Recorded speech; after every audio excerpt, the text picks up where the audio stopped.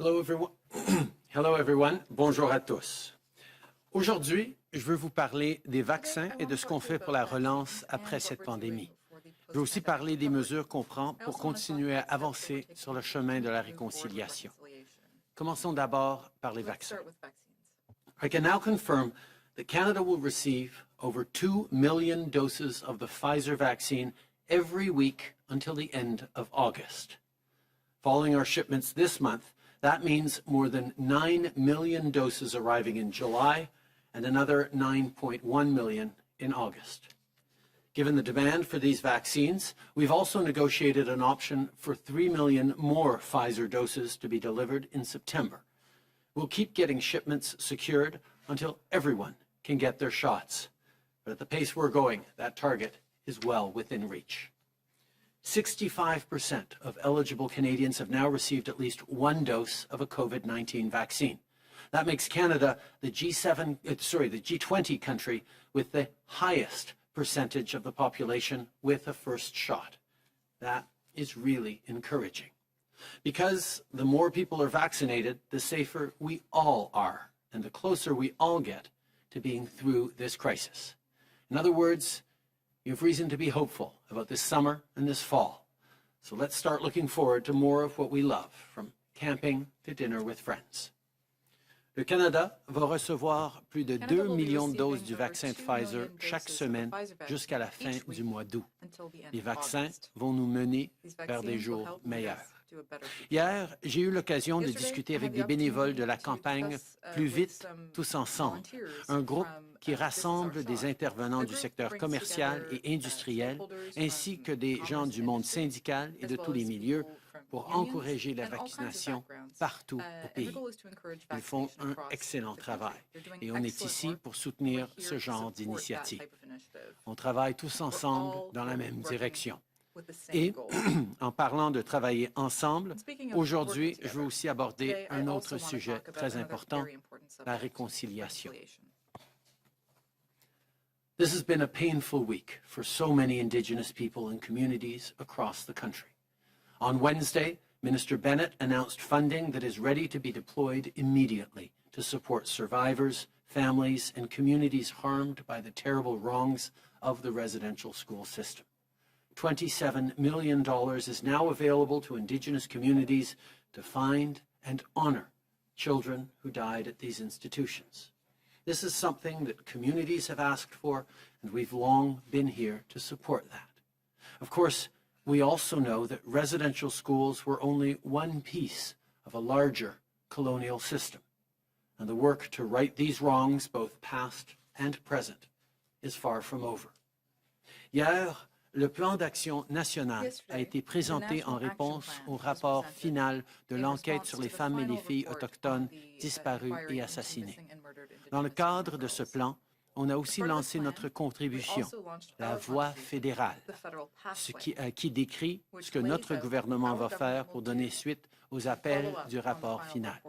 On accélère notre travail et nos investissements pour améliorer la vie des peuples autochtones, toujours en partenariat avec eux. When we took office in 2015, this was the reality. Indigenous kids were receiving, on average, only 2/3 of their share of funding for education as compared to non-Indigenous students. There was underinvestment in schools on reserve across the country. 0 Jordan's principal requests were granted, and in 10 years under Stephen Harper, there was no serious work done on lifting long-term drinking water advisories. In the years since, we have made progress. Depuis 2015, environ 33 000 enfants ont maintenant de nouvelles ou de meilleures écoles pour apprendre. On a soutenu plus de 828 000 demandes en vertu du principe de Jordan pour que des enfants puissent rester en santé. On a implémenté l'équité en ce qui concerne le financement de l'éducation primaire et secondaire pour les étudiants autochtones, tout en s'assurant que les jeunes aient accès à de l'éducation dans leur langue, adaptée à leur culture et tenant compte des priorités locales. Et partout au pays, On a fait des progrès pour combler des lacunes qui existaient depuis trop longtemps, notamment en levant plus de 100 avis concernant la qualité de l'eau potable à long terme. Et ce ne sont que quelques exemples de ce qu'on a fait. Just this week, in Parliament, we officially created the National Day for Truth and Reconciliation. We've moved forward so that our citizenship oath now includes recognition of Indigenous peoples. And the UN Declaration on the Rights of Indigenous Peoples has made it through the House, and I call on the Senate to ensure that it passes very soon. Overall, 80% of the Truth and Reconciliation Commission calls to action that fall under our government's responsibility are completed or well underway. This is progress, but there is much more to do. That's why we're giving more control to Indigenous communities over healthcare, as well as making sure there are fewer Indigenous peoples in the criminal justice system. Indigenous peoples across the country should feel safe and respected and should have a real and fair chance at success. Together, this is the future we must all build. Finally, I want to talk about this morning's news that the economy lost 68,000 jobs in May, particularly part-time jobs, because of the third wave. If you lost your job, we're here for you. The wage subsidy, the stronger and more flexible EI, the Canada Recovery Benefit, those were designed for you. We have your back, as long as this crisis lasts. On est déterminé à vaincre cette pandémie et à faire en sorte que tout le monde revienne en force. Merci. Je passe maintenant la parole à la ministre Anand. Anita. Thank you, Prime Minister. Hello, everyone. With the updated Pfizer schedule that the Prime Minister just announced, we now have the complete schedule from Pfizer for all of our committed doses, including the additional 3 million options announced that we would be purchasing today. That is a total of 51 million doses that will have been delivered from Pfizer before the end of September. I would like to sincerely thank Pfizer for the partnership. We have a complete delivery schedule from Pfizer. Pfizer's deliveries arrive on time and are stable. Thank you so much. Comme je l'ai souvent dit au cours de ces mises à jour, on prévoyait une augmentation constante des livraisons au cours du deuxième trimestre de cette année, et c'est exactement ce qui est arrivé. Right now, we have had 29 million doses delivered to Canada, 25 million of which have been administered by the provinces and territories. And more than 2/3 of eligible Canadians have had at least one dose. Mais le travail n'est toutefois pas terminé. I continue to work with Moderna, as well as the U.S. government, to stabilize its delivery schedule to Canada. Once that schedule is confirmed, I will, of course, share the details. In the meantime, we know that Moderna will be delivering millions more doses this month and in the weeks ahead. At least 1.5 million doses will be coming during the week of June 14th, for example. And let us not forget that Pfizer is going to continue to deliver more than 2 million doses per week until at least the end of August. Au début de la semaine prochaine, le Canada aura reçu plus de 30 millions de doses de vaccins. Des millions de Canadiens et Canadiennes ont déjà reçu leur première dose et j'encourage fortement toute personne admissible qui n'a pas encore reçu sa première dose à se faire vacciner. In fact, all of my family members, including my 4 children, have now had their first shot. One final note. The other day, I had the privilege to meet with representatives from This Is Our Shot, a group of dedicated volunteers working hard every day to encourage as many people as possible to get vaccinated. I want to thank them and congratulate them on the amazing work that they are doing. In closing, Canada is now first in the G20 and the G7 for the percentage of our population with at least one dose. The vaccines are here with millions more on the way. That is my sole focus. That is our government's focus, to bring vaccines to Canada for Canadians. Thank you. Merci. Miigwech. Dr. Tim? Bonjour à tous et à tous. Nationally, COVID-19 disease activity and severity trends continue to decline. The latest 7-day average for daily cases is just over 2,300, which is 73% lower than the peak of the third wave. The latest 7-day average for the number of people with COVID-19 being treated in our hospitals each day has dropped 47% since the peak to just over 2,300 daily. Of these, on average, 1,000 were being treated in intensive care units, down 31% since the peak, and average daily deaths are down 35% to 34 deaths being reported daily. As of today, over 25 million doses have been administered across Canada, with close to 2.8 million Canadians getting a dose of COVID-19 vaccine in the past week alone. As of May the 29th, 65% of the population aged 12 years or older have received at least one dose. As of May the 30th, there have been 44 national reports of rare but serious blood clots with low levels of blood platelets following immunization with the AstraZeneca vaccines in Canada. Of those, 30 have tested positive for the PF4 antibodies, meeting the definition of vaccine-induced immune thrombocytopenia, or VIT.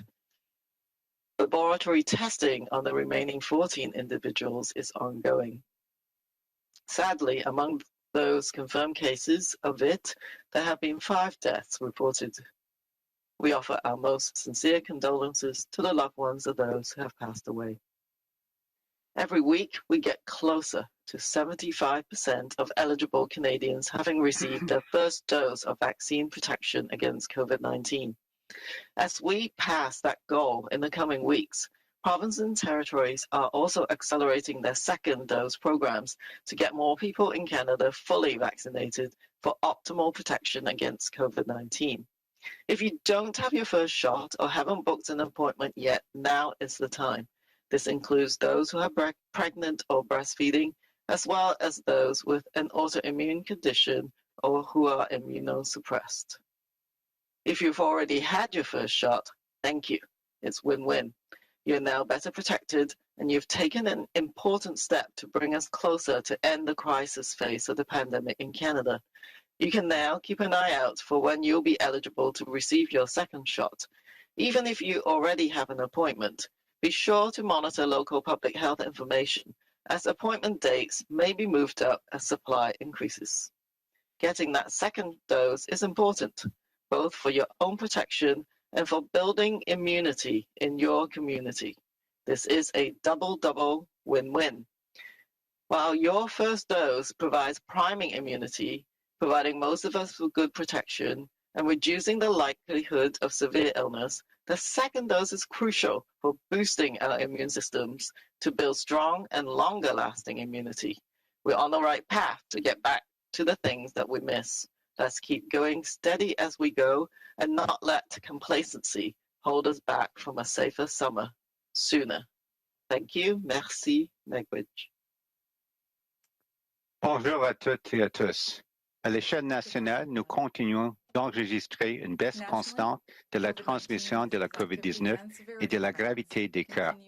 La dernière moyenne sur 7 jours est d'un peu plus de 2300 cas signalés par jour, ce qui représente une diminution de 73% par rapport au pic de la troisième vague. Quand la dernière moyenne sur 7 jours du nombre de personnes atteintes de la COVID-19 traitées chaque jour dans nos hôpitaux, elle a chuté de 47% depuis le point culminant pour atteindre un peu plus de 2300 personnes quotidiennement. De ce nombre, 1000 personnes en moyenne ont été traitées dans des unités de soins intensifs, ce qui représente une baisse de 31% depuis le pic, et le nombre moyen de décès par jour a diminué de 35% pour se chiffrer à 34 décès signalés par jour. En date d'aujourd'hui, Plus de 25 millions de doses ont été administrées dans tout le pays et près de 2,8 millions de Canadiens ont reçu une dose de vaccin contre la COVID-19 au cours de la dernière semaine seulement. Le 29 mai, 65 de la population, soit les personnes de 12 ans et plus, avaient reçu au moins une dose de vaccin contre la COVID-19. En date du 30 mai, il y a eu 44 cas rares, mais graves, de caillots sanguins et de faibles niveaux de plaquettes sanguines suite à l'immunisation avec les vaccins d'AstraZeneca au Canada. Parmi les personnes concernées, 30 ont reçu un résultat positif au test de détection des anticorps dirigés contre les complexes de facteurs plaquettaires, c'est-à-dire PF4, ce qui répond à la définition de la thrombocytopénie thrombotique immunitaire induite par le vaccin ou TIV. Nous réalisons toujours les tests en laboratoire pour les 14 autres personnes. Malheureusement, parmi ces cas confirmés de TIV, 5 décès ont été signalés. Nous offrons nos plus sincères condoléances aux proches des disparus. Chaque semaine, nous nous rapprochons de la proportion de 75 des Canadiens admissibles ayant reçu la première dose du vaccin contre la COVID-19. Nous franchirons ce cap dans les prochaines semaines. Les provinces et les territoires intensifient aussi leur campagne de vaccination avec la seconde dose pour augmenter le nombre de gens au Canada entièrement vaccinés qui bénéficieront d'une protection optimale contre la COVID-19. Si vous n'avez toujours pas reçu votre première dose ou si vous n'avez pas encore pris rendez-vous, c'est le moment d'agir. Cela comprend les personnes enceintes ou qui allaitent et celles atteintes d'une maladie auto-immune ou immunodéprimée. Si vous avez déjà reçu votre première dose, nous vous en remercions. C'est avantageux sur tous les plans. Vous êtes maintenant mieux protégés et vous avez contribué de façon importante à nous rapprocher de la fin du stade critique de la pandémie au Canada. Vous pouvez dès maintenant surveiller quand vous serez admissible à votre seconde dose. Même si vous avez déjà un rendez-vous, assurez-vous de rester à l'affût des renseignements diffusés par votre autorité locale de santé publique, car les rendez-vous pourraient être dévancés à mesure que les stocks augmentent. Il est important de recevoir cette seconde dose autant pour votre propre protection que pour acquérir l'immunité dans votre communauté. Nous y gagnons tous. La première dose procure une immunité principale qui protège bien la plupart d'entre nous et qui réduit la probabilité de tomber gravement malade. La seconde dose est essentielle pour renforcer le système immunitaire afin d'avoir une immunité forte et durable. Nous sommes sur la bonne voie pour retrouver les choses qui nous manquent. Restons sur cette lancée et ne laissons pas la complaisance nous priver de l'arrivée hâtive d'un été où nous serons davantage en sécurité. Merci, Miigwech. Brigadier General. I am pleased to say that as of this week, sufficient doses of Moderna have been delivered to the territories to fully vaccinate 85% of their 18 and older populations and transient workers. In the next week, the territories will receive Pfizer-BioNTech for all their 12 and up youth populations. This is a significant milestone. In total, we have shipped more than 29 million doses of COVID-19 vaccines across Canada. Earlier this week, Canada received its largest single shipment of Pfizer-BioNTech. Deliveries of 2.4 million doses were completed yesterday. Tel que mentionné lors de notre dernière séance d'information technique, les envois du début de juin de Moderna arrivent au Canada en deux parties. Mercredi, plus de 400 000 doses de vaccin Moderna sont arrivées au Canada. Les livraisons devraient achever aujourd'hui.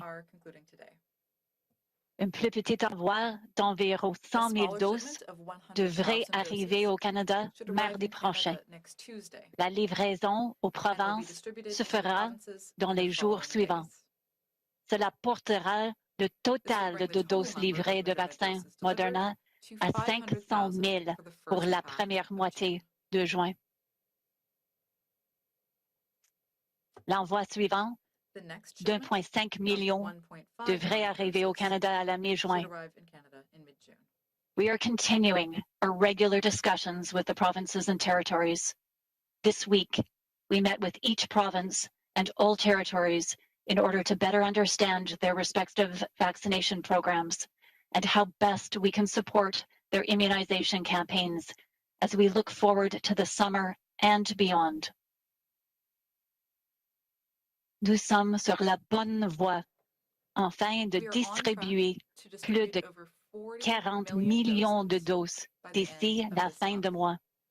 Le Centre national des opérations continue de travailler avec nos partenaires provinciaux, territoriaux et autochtones à travers le pays pour faire en sorte que tous les Canadiennes et Canadiennes qui le souhaitent puissent se faire vacciner en toute sécurité et dans le plus bref délai. Merci. Thank you. Before we take questions, I'll just point out that both the Prime Minister and the Minister will have to go for votes at a certain point, but just the doctors and Brigadier General will be available. We'll start with questions on the phone. Operator. Thank you, merci. You may press star 1 if you have a question. Vous pouvez appuyer sur étoile 1 si vous avez une question. La première question de Raymond Fillon, TVA. La parole est à vous. Merci. Bon vendredi, M. Trudeau. Les communes vont ajourner pour l'été dans une dizaine de jours. Allez-vous déclencher des élections avant le retour du Parlement en septembre? Comme vous savez, Raymond, notre priorité demeure de passer à travers cette troisième vague de la pandémie et d'offrir les appuis aux Canadiens d'un bout à l'autre de ce pays. On sait que la reprise économique commence, mais il y a encore beaucoup de travail à faire et nous nous concentrons là-dessus. Par rapport aux élections, je sais qu'il n'y a personne qui veut des élections pour l'instant. On est en train d'essayer d'aider les Canadiens avec le travail dans la Chambre des communes, mais on verra bien en temps et lieu. On sait qu'on est dans une situation minoritaire et on pourra avoir des élections éventuellement. Qu'est-ce qui vous ferait déclencher des élections cet été? Quelle serait la raison? Mais je pense que, Raymond, si on regarde le positionnement des autres partis, notamment le Parti conservateur, c'est clair qu'ils ont une vision très différente d'une reprise économique plus forte et plus verte. Nous avons été là pour appuyer les citoyens à chaque étape. On a été là pour investir, pour aider les femmes durement touchées par cette pandémie. On a fait une promesse d'être là pour les travailleurs, pour les familles, pour les petites entreprises, pour les jeunes, pour nos aînés. Et on l'a fait. Et tout à travers de cette pandémie, les conservateurs nous critiquaient d'investir trop, d'aider trop les Canadiens. Or, ce qu'on est en train de voir, c'est qu'on a pu passer à travers cette pandémie de meilleure façon que bien de nos pays comparables à travers le monde. Et nous allons continuer d'investir pour une reprise plus verte, une reprise plus innovatrice et une reprise qui fonctionne pour tout le monde. Il y a des différends importants entre notre vision pour une reprise plus forte et les conservateurs qui se replient encore avec leurs préoccupations de coupure pour lutter contre le déficit. Et à un moment donné, on sait qu'on ne pourra plus fonctionner en tant que Parlement comme ça. Mais pour l'instant, notre priorité, c'est de travailler pour les Canadiens tous ensemble. Merci. Prochaine question. Operator. The next question is from Dylan Robertson from the Winnipeg Free Press. Please go ahead. Hello, Prime Minister. We've had Indigenous leaders saying it's not appropriate to have bands apply for federal funding to examine residential school burial sites without having a coordinated strategy to ensure the evidence is properly gathered. They say that the funding you've reallocated basically leaves traumatized bands to go through the work of finding their own contractors. You said this week that nobody wants federal agents to come storming reserves, and I don't think anyone's asking for that. The chiefs say they want some sort of coordination. We now have bands in Manitoba appealing to the International Commission on Missing Persons to help guide their work on burial sites. So I'd like to know why your government hasn't committed to an actual strategy for this, and if you're comfortable with global agencies stepping in to fill that gap. First and foremost, Dylan, as we've said from the beginning, the families and the communities need to be at the center of and in charge of any and all next steps.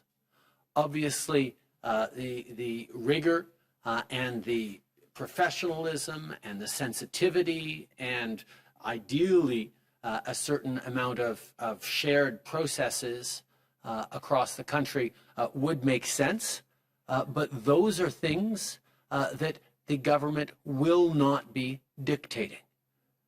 Every different community is different. These residential school sites have different significances and different current vocations in communities. Some are community centers, some are museums, some have been torn down. There is a different approach right across the country in regards to these potential burial sites.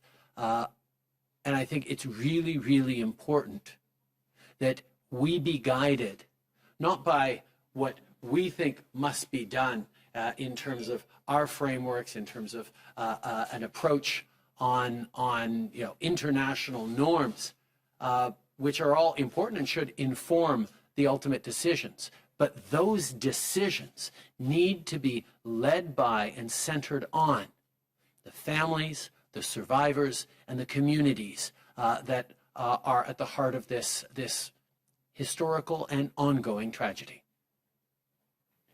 Follow-up, Dylan? And Prime Minister, I want to ask you about the Catholic Church withholding residential school records. The Church has not followed its peers in turning over documents. I know your government has asked for records before, but why have you not ramped up that pressure over the past week on the Catholic Church to divulge these records?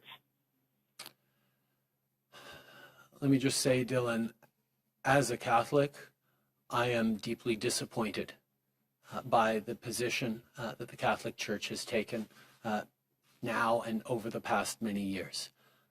When I went to the Vatican a number of years ago, I directly asked His Holiness Pope Francis to move forward on apologizing, on asking for forgiveness, on restitution, on making these records available, and we're still seeing resistance from the Church, possibly from the Church in Canada. I think it's going to be a really important moment for all of us, particularly Catholics across the country, to reach out in our local parishes, to reach out to bishops and cardinals, and make it clear that we expect the Church to take up and step up and take responsibility for its role in this and be there to help in the grieving and the healing, including with records, that is necessary. It's something a number of other churches, the United Church and others, have done. It's something we are all still waiting for the Catholic Church to do. En tant que catholique, je vais avouer que je trouve ça très difficile que l'Église catholique refuse encore de s'excuser et de participer au processus important de vérité et de guérison dans lequel nous embarquons. Quand je suis allé au Vatican il y a quelques années, j'ai demandé directement au pape François d'être là pour aider les gens à guérir, pour reconnaître le rôle que l'Église catholique a eu dans cette tragédie. Malheureusement, depuis plusieurs années, on n'a pas vu ce mouvement incluant par les autorités catholiques ici au Canada. Alors je demande qu'en plus de la pression que le gouvernement va continuer à mettre sur l'Église et toutes les institutions de reconnaître leur rôle, je demande aux catholiques à travers le pays de parler à leurs prêtres, de parler à leurs évêques, de passer le message qu'il est temps que l'Église catholique reconnaisse sa responsabilité, sa part de culpabilité, et surtout qu'il soit là pour qu'on connaisse la vérité et qu'on permette à des étapes de guérison qui vont être essentielles. Juste une seconde, s'il vous plaît. Okay, non, on a une demi-heure avant le vote, c'est bon. Okay, we still have half an hour before the vote. That's good. Merci. Prochaine question. Next question.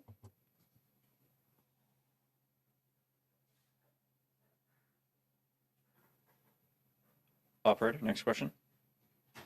Oh, I'm sorry. Thank you. The next question is from Jimmy Pashagumskum from APTN. Please go ahead. Hi, thank you. I'm sorry, I'm on the phone. Is the Prime Minister still with us? Yes, I am, very much. Go ahead, please. Okay, thank you. Thanks, Mr. Prime Minister. Now, the Canadian government is currently excluding thousands of First Nations families from settlement talks and class action that deals with the underfunding of the child welfare system and Jordan's principle. This is because the Crown believes it can, beat them in court based on legal technicalities. And you said time and time again that nothing is more important to Canada than its relationship with Indigenous people. As a gesture of reconciliation, and I know we've heard that term thrown around a lot this past week, will you reverse this position and include these plaintiffs in the settlement talks? Thank you very much for your question. Let me first be very clear. We are not fighting Indigenous kids in court, regardless of what political opponents may say. We have been working clearly and collaboratively with Indigenous organizations and leadership across the country on the harm that has been done over the past many years to far too many Indigenous kids, now adults, in the Child and Family Services system. We have recognized from the very beginning that those Indigenous peoples are worthy of compensation, and we will be compensating them. The questions and discussions ongoing with the communities and the leadership is about what the right level of compensation for different groups and different communities are, and those conversations are ongoing. But more than just compensations for wrongs of the past years, we also need to make sure we're moving forward on changing the system that led to Indigenous kids over the past few years continuing to be taken from their communities, taken from their languages, from their cultures. That is unacceptable.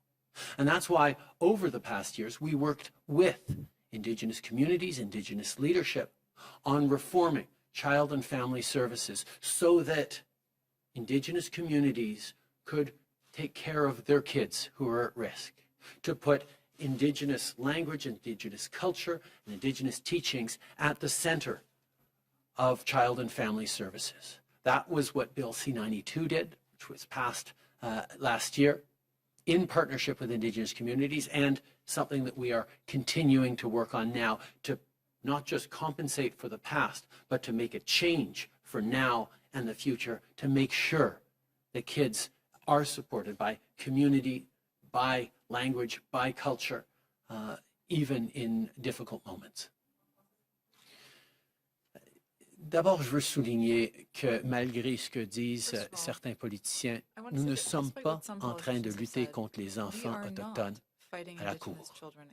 Nous sommes en train de travailler avec différents organismes et différentes communautés pour s'assurer qu'il y ait juste compensation pour les jeunes et moins jeunes maintenant qui ont subi des dommages, des blessures mentales et physiques dans le système de protection des enfants au cours des dernières années. Nous avons reconnu que ces individus méritent d'être compensés et nous allons les compenser. La question, c'est quel est le niveau approprié pour cette personne-ci ou cette personne-là, dépendamment de leurs circonstances. Et ça, ces conversations progressent de façon constructive. Mais il faut se souvenir que ce n'est pas juste assez de compenser les gens pour des choses qui se sont passées il y a quelques années ou il y a 10 ans. Il faut aussi mettre fin au système de protection des enfants qui continue d'enlever les enfants de leur communauté, les enlever de leur langue, de leur culture, de l'apprentissage traditionnel et qui les laisse dans une situation difficile au niveau identitaire. C'est pour ça qu'avec les communautés et peuples autochtones à travers le pays, depuis plusieurs années, nous travaillons pour une For the réforme last number of years, we've been working with Indigenous communities aux lois sur la to protection des reform enfants. the Child Protection Act. Et parce qu'on a pu passer ce projet de loi l'année And because passée, we were able to get on that est bill through maintenant last year, en mesure we are now able de changer le système de to façon profonde change pour the mieux system protéger in depth les enfants to maintenant better protect et dans children les années à venir. now and in the coming C'est years. du progrès concret. Il reste encore du This is travail à concrete faire, mais on va progress. continuer There is ce still travail. work to do, but we will continue that work. A follow-up, Jamie? Yes. Respectfully, Mr. Prime Minister, there's some who might disagree with you. In last September, actually, you said that you would not fight certification. And then you kind of went back on it and said that you want to exclude victims between 1991 and 2007. So these are families who are now adult children. They suffered or some have died while waiting for Canadian government, which to provide services that they're legally obligated to. So, especially with the recent discovery, in Kamloops of 215 children in the grave, and to this day, kids are still in danger in care. Some may say that this is an ongoing genocide. As an act of quote-unquote reconciliation, can you commit to the Justice Department to include these people in the class action settlement talks?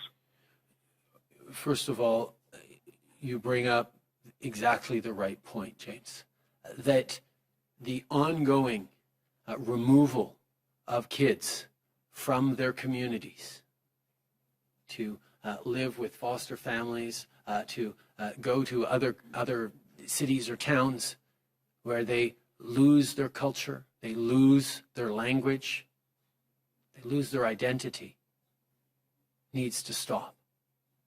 That's why we have moved forward to co-develop legislation with Indigenous peoples called C-92 to make sure that child and family services systems across the country, and this of course involves significantly provincial areas of jurisdiction, but to get kids, Indigenous kids, out of the provincial system and into a system that is centered in their own culture, their own language, their own communities. This is at the heart of the colonial legacy that Canada has built, whether it was residential schools or whether it is the current articulation of that with kids removed from communities, quote unquote, for their own good because they're at risk. That's unacceptable. And that is something that since the beginning in 2015, we started working on. And we got to a place where we passed groundbreaking legislation to put control over kids at risk back into Indigenous communities, to keep them safe, but also to keep them centered in their language and their cultures. That is the path that we have taken, and there is much more work to do, but we have made significant changes to make sure that going forward, we don't see the kind of trauma, the kind of loss, the kind of abuse that unfortunately has been all too common in the past, and not the distant past, even the recent past of years and decades.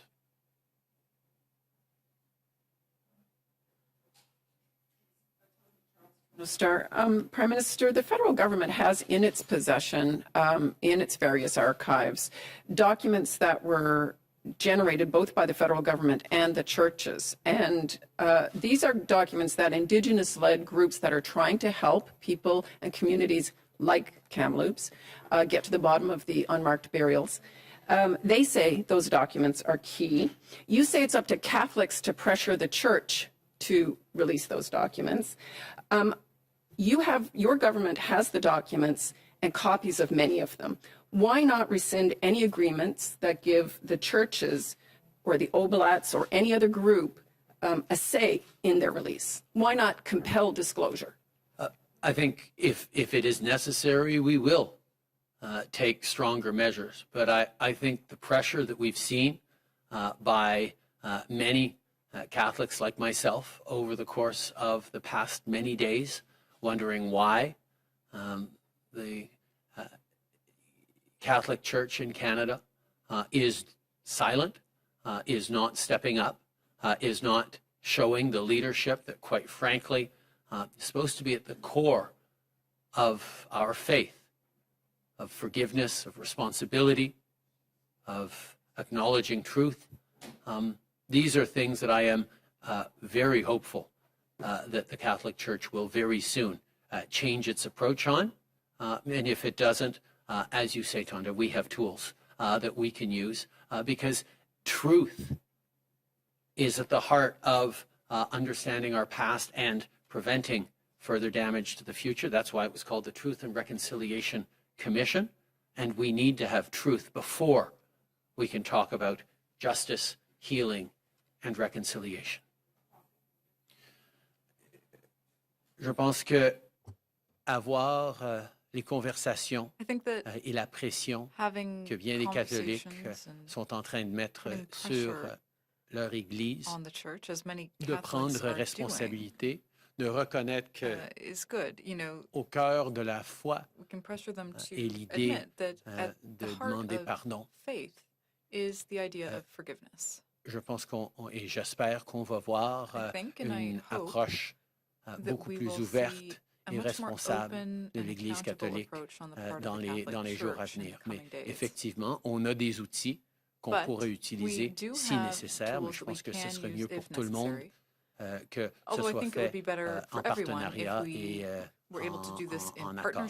And in the spirit of agreement. Prime Minister Kevin Gallagher, CTV National News. I just want to follow up on Tonda's question. So, you say that the government has the tools to compel these documents, and you say if it's necessary, you will.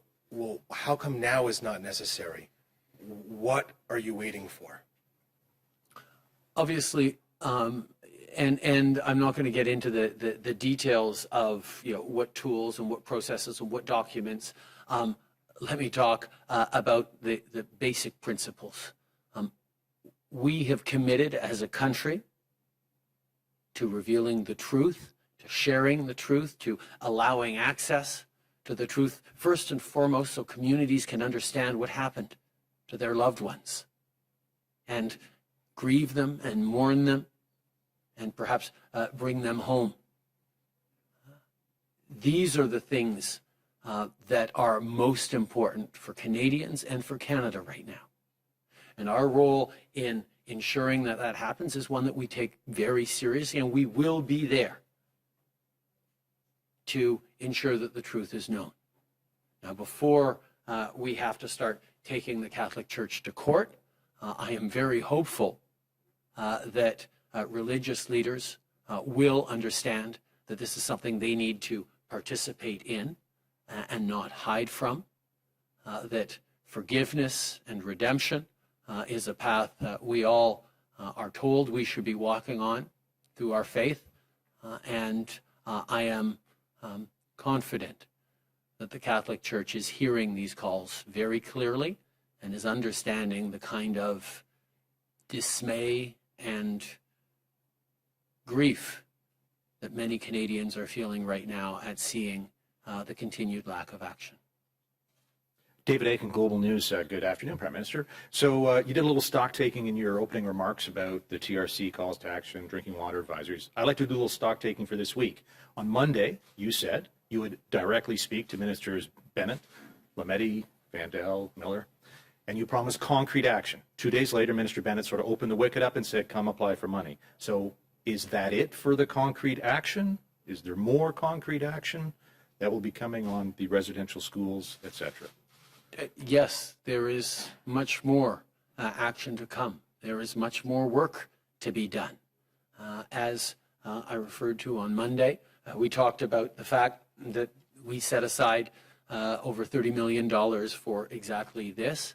Had been working with communities around ways to flow that money, but that has been accelerated significantly this week, and families and communities can move forward. And let me be very, very clear that we will be there with whatever supports are necessary for communities and Indigenous leadership to move forward in the way that is appropriate for their community. It's not up to the federal government to dictate this, that, or the other thing. It's not up to international bodies to choose to come in, although they would be welcome. It is about Indigenous communities having the tools that they need to move forward. It's not up to the federal government to decide what those tools are either. But we will be there and are now engaged in direct conversations with communities that are stunned and shocked and grieving and hurting because of the recent news, and want to move forward in a way that is supporting their families, their elders, their community in the right way. And we as a government will be there concretely with action and resources as they need to for moving forward. CBC, I'd like to ask you about the past and the present day. You're going to be speaking to Ryerson students this afternoon, and I'm wondering if the events of the past week have made you reconsider the idea of honoring people like Egerton Ryerson, like Sir Johnny MacDonald, who this building is named after, whether you think that's still appropriate. And on the present day, after the release of your National Action Plan yesterday, Marion Buller, the commissioner of the MMIWG report, came out and said she was disappointed, and she doesn't see why an Indigenous person would trust the government on this issue. So all your words about reconciliation, why do you think it is that so many Indigenous people, or some Indigenous people, don't trust your government or you? First of all, on the Sir Johnny MacDonald building that we're in right now, on Ryerson University, where I will be speaking later today, there are lots of really important conversations to have, and I think we need to have them as Canadians who grapple with a past that is not just a historical past, but a past that has impacts on the present right now. I think there are serious and mature conversations we need to have, and I can't dictate whether it's appropriate for this place or that place to carry this name or that name. But I think being eyes wide open about what we choose to honor and commemorate, I think we always need to know, we always need to retain awareness of the past, but awareness that is nuanced and informed and understanding. And the decisions on who we commemorate and how we commemorate them are decisions that we have to take through careful reflection and open and difficult conversations in our communities and in our society. In regards to why there are Indigenous leaders and communities and individuals who continue to mistrust government, I think it's obvious why. The level to which the institutions, Parliament, Prime Ministers have let down Indigenous peoples over the past decades, generations, and centuries is well documented. That's why there's nothing I can say that's suddenly going to make everything all right. That's why the work of reconciliation is hard. And it involves more than just a government. It involves Canadians. It involves organizations and orders of government. It involves individual choices and collective choices. And most of all, it involves action. Action that's going to rebuild trust step by step. And for every boil water advisory we end, for every school we open, for every of the hundreds of thousands of Jordan's principal requests we grant, there's still more to do. And there's still people who continue to be suffering the legacy of colonialism that Canada has laid forward. I don't begrudge anyone their grief, their skepticism, their impatience, because I feel that impatience too. But the hurts and the wrongs, the intergenerational trauma, the layers of barriers and harms that continue to this day, not as part of our past, but as part of our present, require an awful lot of work by all of us. And this government has been and continues to be very serious about moving forward, and moving forward in a way that is in partnership and informed by the work that we're doing together and by Indigenous leadership itself. And as we move forward on the pathways that we announced yesterday and the National Action Plan to end the ongoing tragedy of missing and murdered Indigenous women and girls, as we look at strengthening community security, as we move to reforming the justice system, as we look to healing and mental health supports, as we look to education, and all the different things that we can and must be doing together, there will be some people who continue to sit back and say it's not enough, and that is their right. But there are others who are taking chances and stepping forward and participating and helping us make sure that we get things right. I'm not going to begrudge anyone the choices they make. But I am going to thank those people who, despite all the hurt, despite all the trauma, despite all the mistrust, continue to believe that working together, that moving forward on these solutions is the only path, not just for reconciliation, but for Canada. And Minister and Prime Minister will now have to excuse themselves to go vote. Nope, I still got time. Go ahead. Good afternoon, Mr. Trudeau. Man Hamid with the Canadian Press. The United Nations Human Rights Office has called this morning on Canada to conduct investigations into the burial sites in Kamloops and in other locations across the country.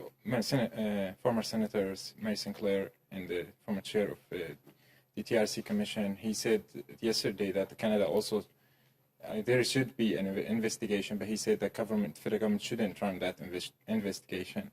How are you going to grant some accountability and make sure that those who committed these human rights violations in residential schools that led to the deaths of hundreds of Indigenous children are brought to account?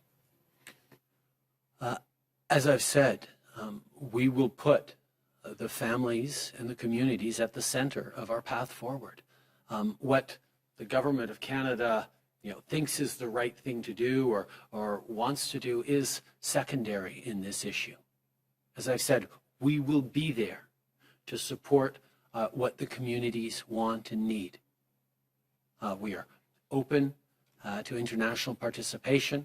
We are open to common standards across the country. We are open to individual approaches for every single one of these communities.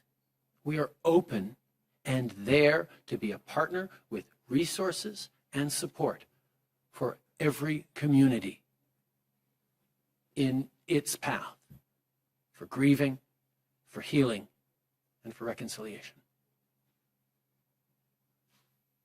Laurence Martin, Radio-Canada. Est-ce que c'est pas un peu facile, M. Trudeau, de critiquer l'Église catholique quand tant de communautés autochtones en ce moment au pays vous reprochent votre inaction comme gouvernement? Je pense que nous avons tous nos parts de responsabilité sur les 94 appels à l'action de la Commission sur la vérité et la réconciliation. Nous avons travaillé sur 80% de ceux qui étaient dans notre zone de contrôle. On en a accompli plusieurs et d'autres, c'est des problématiques à plus long terme. Mais une de ces recommandations ou appels à l'action, c'était que l'Église catholique, le Vatican, s'excuse. Ce n'est pas le gouvernement fédéral qui peut faire ça. On a fait notre part en demandant au pape de s'excuser. Mais nous avons tous du travail à faire. Et ce n'est pas une question de dire « Ah non, moi j'ai rien à faire, c'est l'Église qui doit le faire ». Ce n'est pas du tout ce que j'ai dit. Nous avons tous du travail à faire et on en a fait en tant que And we have gouvernement, done work as que ce government. soit des mesures et de la nouvelle législation pour Whether protéger it's the new les langues legislation to autochtones, protect Indigenous pour languages, mettre les communautés autochtones au centre et putting responsables de Indigenous leurs communities enfants at- à risque, que ce in soit charge of their at-risk de children, lever plus de 100 whether it's avis lifting more than d'ébullition d'eau, 100 boil que ce water soit au advisories, niveau des centaines de nouvelles écoles qu'on a or ouvertes à building travers le hundreds pays. of new schools for Indigenous On children est là across the pour school, travailler across the country. avec la communauté We et are on here reconnaît to qu'il y a work with bien d'autres Indigenous à faire, mais communities. We nous ne sommes recognize pas that les there's seuls. much more to do, Les but we are gouvernements not provinciaux, les the only gouvernements ones municipaux, les who have to do organismes this. There comme are les églises organizations like ont aussi churches leur rôle à jouer. and other Mais stakeholders les who have a Canadiens role to aussi play ont as leur well. rôle à jouer. And Canadians have a role to play too. On a tous, dans nos vies de tous les jours, des In our daily opportunités lives, we all have de s'informer, de opportunity s'éduquer plus sur to l'histoire du learn more Canada about et Canada's history sur les articulations de ce passé qui existe dans le présent. and to Et see donc, nous the allons continuer ramifications of that history ensemble, in our life today. en prenant toute la responsabilité nécessaire, tous et chacun, Each and every pour one of qu'on en us can finisse learn avec about cette this and take tragédie responsibility coloniale. so that we can finally put this colonial tragedy behind us. So I believe the Prime Minister and the Minister have to vote now. The Minister will return after she votes, but we'll go back to the phone as soon as the Prime Minister leaves for questions for the doctors and Brigadier General Brody.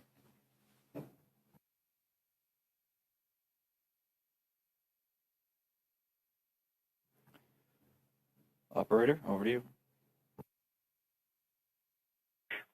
Thank you, merci. You may still press star 1 if you have a question. Vous pouvez appuyer sur étoile 1 si vous avez une question.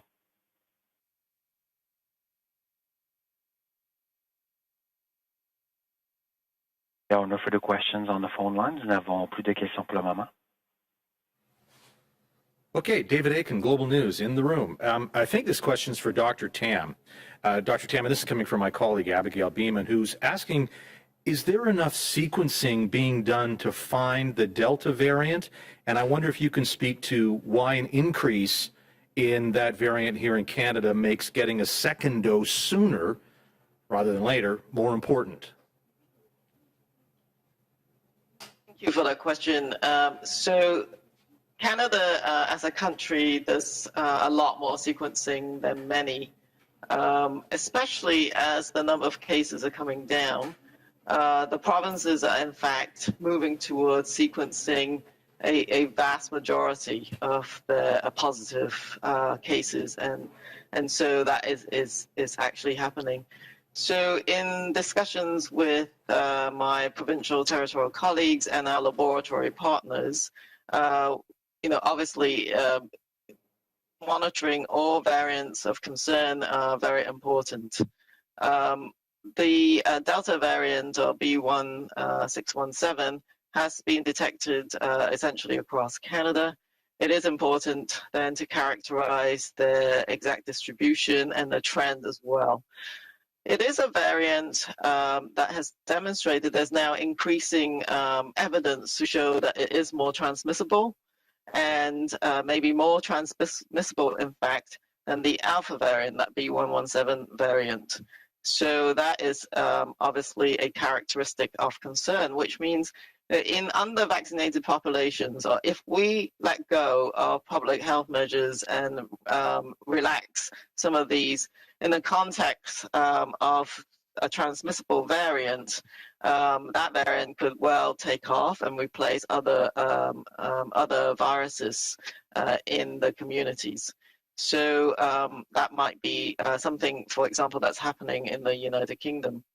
Secondly, this variant is important at this time because there is some evidence, although not a large amount of evidence, but some, both from a laboratory perspective, but also some real-life data coming out of the United Kingdom to suggest that one dose of vaccines provides some protection, but not quite as good as 2 doses.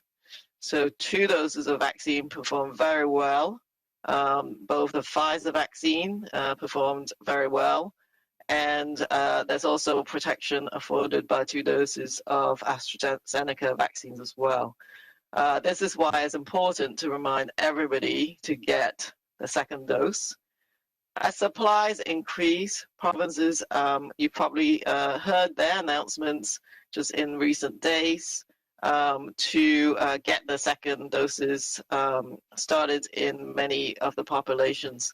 Some of the initial high-risk groups have already started having their second dose, but you'll see provinces announcing second doses for seniors and then and more higher risk populations and those who've had their initial dose early.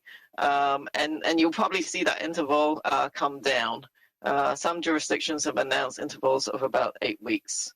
And so it is very important to get that second dose when variants such as the Delta variant is in our community.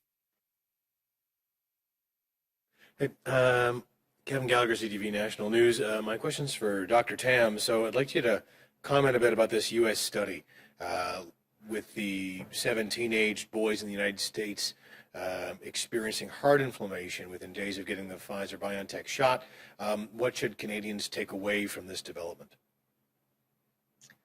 Yes, so you're talking about some studies and observation from a number of countries, including the United States and also Israel. So what has been observed, a small number of cases of individuals who are quite young, adolescents and young adults, who've received their second dose, primarily after 2 doses of the mRNA vaccine, and mainly the Pfizer vaccine. And they develop inflammation of the heart muscle and the covering of the heart several days after vaccination, and more often in males compared to females. In general, they are relatively mild illnesses. Some have been hospitalized, but with a short stay, and they are being monitored, of course, for a longer period to see how they recover. But in general, their symptoms appear to improve quickly. So a number of important actions are being done at the moment. One is, of course, to actually try and determine if these events following the vaccine is indeed linked to the vaccine. So those studies are ongoing. But I do think that this is a signal that we need to be taking seriously. What in the Canadian context, of course, not many younger individuals have been vaccinated today, and certainly not many with 2 doses. So as we closely monitor this situation, we only found a small number of reports of pericarditis or myocarditis, that's the inflammatory response after vaccination in Canada. We currently do not see any higher rates than would be expected in the general population, but it is something that we need to continuously monitor. In the United States, they have considered their observations, and at this point continuing to recommend this vaccine for younger individuals, and following the usual schedule. But I think it is something that we have to continuously monitor. And I think for individuals who are getting vaccinated, there are some symptoms that they should be aware of, so that if you do develop some acute chest pain, feeling short of breath, your heart rate feels irregular, you need to get yourself checked out. It is something that can be managed and treated. And as I said, the majority of those reported have essentially improved quite rapidly following their initial presentation. Just follow up, Dr. Tam. What metrics are you looking at? I know that you don't want to get too political, but obviously here in Ottawa, we've been told that no one wants an election until the end of the pandemic. What are you looking at to determine what the end of the pandemic looks like for Canada? Are you looking at vaccination rates, hospitalizations, or does Canada need to wait for the World Health Organization to declare the global pandemic over till we really know that we're past this crisis? What metrics are you looking at right now that would help you determine and advise, the political leaders of this country when they can say the pandemic's over? Well, a pandemic is a global phenomena, and Canada alone cannot determine that. So we might hear from the WHO, for example. But in our domestic context, we know that while Canada has had an escalation in our immunization, in our vaccinations, many countries haven't got there as yet. And the coronavirus is not going to disappear anytime soon. It's in every country, in every corner of the world. So until the world is vaccinated, I think the virus is not going to disappear anytime soon. But what we're looking for, certainly what I have been communicating, is that we're looking towards a time when we're past what I call the crisis phase of the pandemic, when we have to repeatedly escalate our public health response as a result of massive surges in virus activity. So I think the parameters or the indicators that we're watching are, I think, quite familiar to everyone. One is, of course, the activity of the virus and the number of cases, the rates, the trajectory of them, whether they're increasing or decreasing, escalating, the steepness of the increase, the size of the curve, but also the impact on hospitalizations, ICU admissions, and of course, death is a more longer term indicator. So I do think that this is still a time of caution. We are monitoring vaccination rates as well as one indicator. We've suggested that through modeling, if we have 75% of the population getting their first dose and 20% getting second dose, you can begin to lift those measures without overwhelming your health system. And of course, getting 2 doses into everyone means that we're having a safer fall. And what do I mean by that is that I'm looking to a fall where we don't have to keep going back to those very restrictive public health measures, and that our health system can cope. So that we get back into the fall and winter time, not having these crises going on all the time. But there will be continuing, I think, outbreaks upon which we have to act very quickly to respond to. And those outbreaks, I believe, will tend to occur in under-vaccinated pockets of the community. And of course, if there are more variants that are transmissible, that is, or more severe, cause more severe illness that will impact us. But certainly vaccines are playing a major role if we look at countries that have been a little bit ahead of us, and that we can look towards getting back to some of the activities that we are looking forward to. So those are some of the key indicators. We did publish some indicators for how to ease opening up of our social economic spaces. But equally speaking, if those indicators go another direction, we have to, again, act very quickly. But the bottom line is 2 doses of vaccine is going to get us quite far ahead. I have to say that 75% 2 doses is a goal based on the level of vaccination, so that we don't overwhelm our health system. But we can do better than that. I actually think we should keep going. This isn't a threshold or limit. We've seen some communities getting over 80%, some seniors getting over 90% vaccine coverage, and so we should shoot for the stars, basically. And we'll go back to the phone for one final question. Operator? Thank you, merci. The next question is from Dylan Robertson from the Winnipeg Free Press. Please go ahead. Hi there. A question for Brigadier General Krista Brody.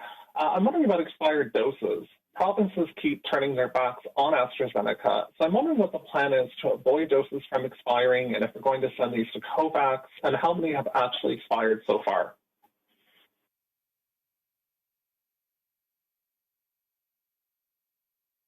So we're working very closely with the provinces to ensure that we use as many doses as possible to support their immunization campaigns. For AstraZeneca, the 2 lots that were due to expire on the 31st of May have been extended. They've been extended to the 1st of July.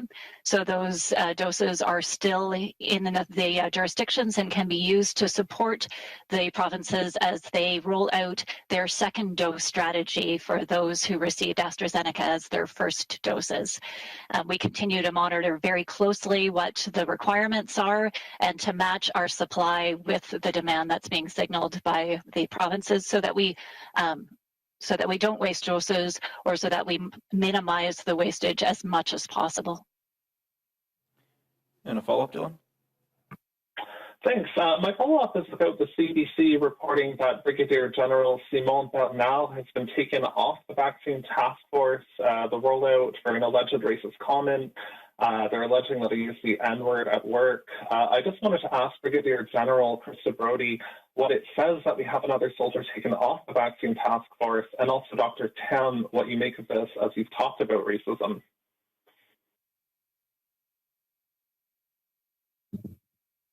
So I'm not in a position to speak to the alleged allegations pertaining to Brigadier General Simard. What I can indicate is that we are very focused on the team here at the Public Health Agency to ensure that we distribute vaccines as quickly, as safely, as efficiently as we can in a manner that's fair and equitable to all. Thank you. Yes, thank you for the question, and thank you, Brigadier General Brody. Thanks to the support from the Canadian Armed Forces, we're confident that work will just continue and vaccines will be delivered and the work with the provinces continue. So we're not concerned about that capacity. At the same time, of course, I know actually nothing about the specific incident, but we have to promote safe workplaces, respectful workplaces. There is no place, of course, for racism and stigma and discrimination in a workplace or in our society. It shouldn't be tolerated. So, I think throughout this pandemic, we've seen people coming together to collaborate. And I think that, of course, we need to continue to focus on our strengths and embrace the diversity in our population. And racism is in many different systems, whether it's the health system or other systems of society. And we, of course, all need to do better. Thank you. Thank you, and that concludes today's press conference.